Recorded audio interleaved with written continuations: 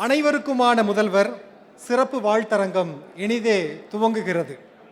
நம் முதல்வர் நிகழ்காலத்தில் திராவிடத்தின் முதல் அவர், சமூக நீதியின் முதல் அவர், தமிழ் மொழியின் முதல் அவர், தமிழர்களின் முதல் அவர், தாய் உள்ளத்தோடு செயல்படுத்தப்படும் அத்துணை திட்டங்களுக்கும் முதல் அவர், ஏன் மாநில உரிமைகளின் முதல் அவர், இந்தியா முதல்வர்களின் முதல் அவர், ஏன் இந்தியா கூட்டணியின் முதல் அவர். இப்படி எங்கும் எதிலும் எப்போதும் முதலாவதாக இருக்கக்கூடிய நம்முடைய மாண்புமிகு தமிழ்நாடு முதலமைச்சர் அவர்கள் அனைத்திலும் முதல் மட்டுமல்ல, அனைவருக்குமான முதல்வர். அவர்களுடைய பிறந்த நாளை முன்னிட்டு சிறப்பு வாழ்த்தரங்கத்தை கலைஞர் செய்திகள் தொலைக்காட்சி மிகப்பெரிய உணர்ச்சியோடு, பெருமையோடு, கடமையோடு முன்னெடுத்திருக்கிறது. அந்த விழாவிற்கு வருகின்றிருக்கக்கூடிய உங்கள் அனைவரையும் அன்போடு வருக வருக என இருகரம் கூப்பி வரவேற்கிறோம்.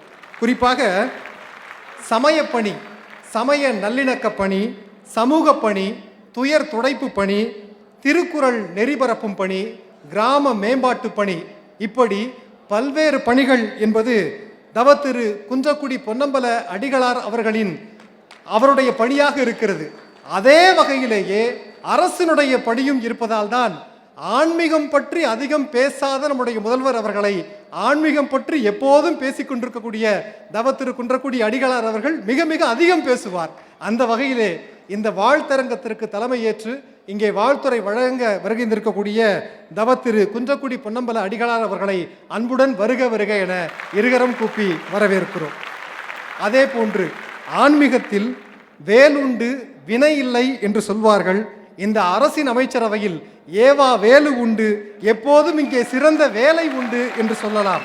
ஆம் நண்பர்களே, பொதுவாக பணி என்று இருப்பதே நம்முடைய முதலமைச்சருடைய அடையாளம். அவர் தலைமையிலான இந்த அரசினுடைய பொதுப்பணித்துறையை பற்றியும் நாம் சொல்ல வேண்டுமா? குறிப்பாக இன்னொன்று சொல்ல வேண்டும் என்றால், கல் கொண்டு கட்டப்படும் கட்டிடங்களுக்கு மத்தியில் கலைஞர் கொண்டு கட்டப்படும் அத்துணை கட்டிடங்களினுடைய அமைச்சர் அவர். அவரும் இந்த வாழ்த்தரங்கத்திற்கு வருகின்றிருக்கிறார்கள். அவர்களையும் வருக வருக என இருகரம் கூப்பி வரவேற்கிறோம். அதே போன்று திரு ராஜா அவர்கள், அவருடைய சொல் சிறப்பு, அதன் மூலமாக மக்களினுடைய முகத்தில் எப்போதுமே வரும் சிரிப்பு. அதே போன்று மாண்புமிகு தமிழ்நாடு முதலமைச்சர் அவர்களுடைய செயல் சிறப்பு, மக்களினுடைய மனதில் எப்போதுமே புன்சிரிப்பு. அந்த வகையிலே எந்த மாடல் சிறந்த மாடல், எந்த முதலமைச்சர் சிறந்த முதலமைச்சர் என்கிற பட்டிமன்றம் இல்லாமல் இந்த முதலமைச்சர் தான் சிறந்த முதலமைச்சர், இந்த மாடல் தான் சிறந்த மாடல் என்று பேச வருகின்றிருக்கிறார். அவரையும் வருக வருக என இருகரம் கூப்பி வரவேற்கிறோம். அதே போன்று மாண்புமிகு தமிழ்நாடு முதலமைச்சர் அவர்கள் ஒரு கழகத்தினுடைய தலைவர் மட்டுமல்ல, பல தமிழ் குடும்பங்களினுடைய தாயுமானவர். அதே போன்றுதான் கூட்டணி கட்சியினருக்கும் அவர் தாயுமானவராக இருந்து கொண்டிருக்கிறார்.